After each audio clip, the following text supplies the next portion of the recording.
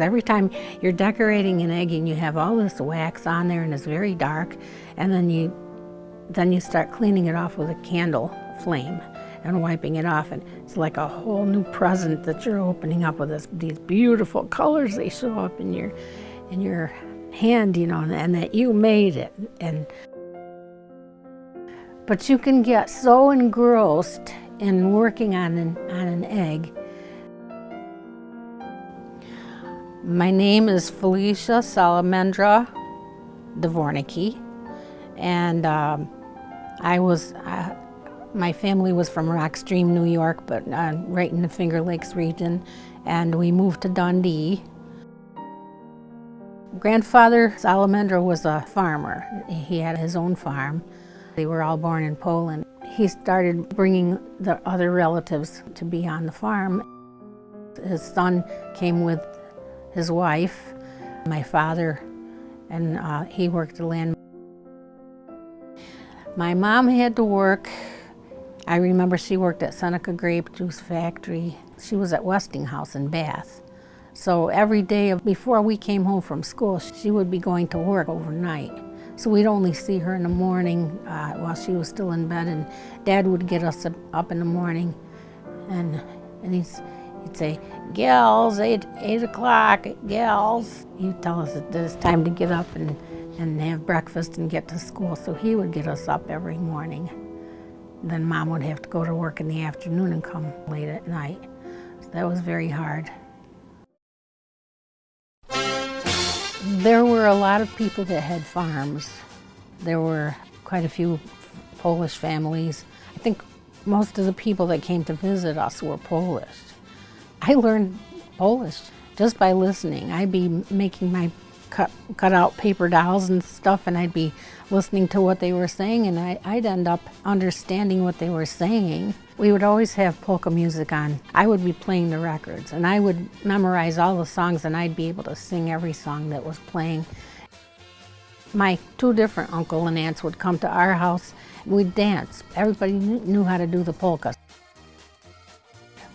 Easter time is a fantastic time that we would celebrate and so on, and we'd have special foods for Easter. My mother would make biały borscht.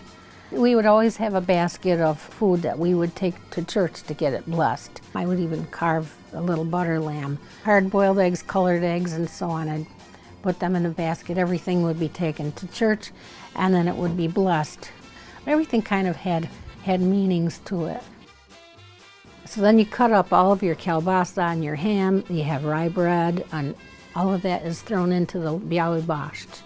And it's the best food. Oh, fantastic food, fantastic meal. But I always did a lot of art. The teachers would ask me to do bulletin boards, and I did my own art a lot. My mother, she used to make crepe paper flowers. That was my wedding bouquet. All the girls carried crepe paper flowers that my mother made. It was fabulous.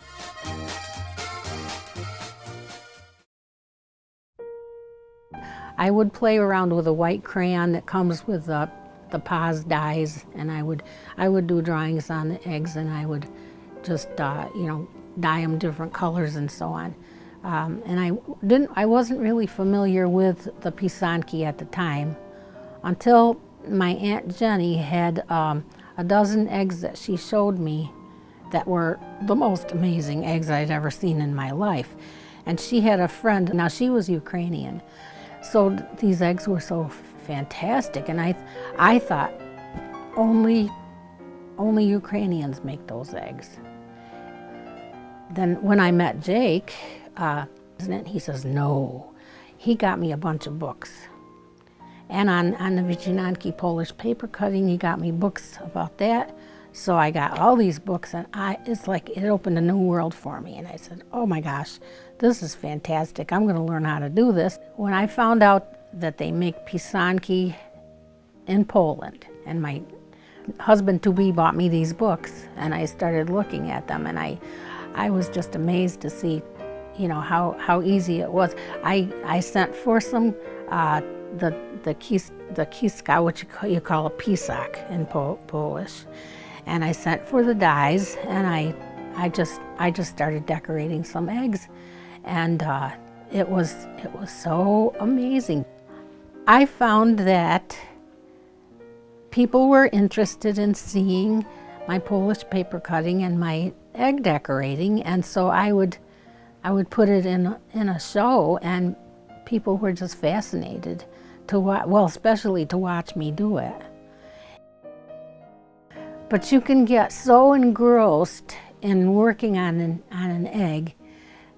I could spend hours just working on my egg and not even know what time it is, because it just pulls right in, and just it's a kind of a feeling. They tell you like when I'm doing my icons, they tell you should pray, for a peace and calm and love and so on. So you kind of do that with your eggs too. Play music, and then just listen to the music and just let yourself float away, and then put all of your energy into the egg, and so on. And you don't have to worry about things unless you drop the egg or something. I feel as if I'm part of my ancestry. I feel closer to them.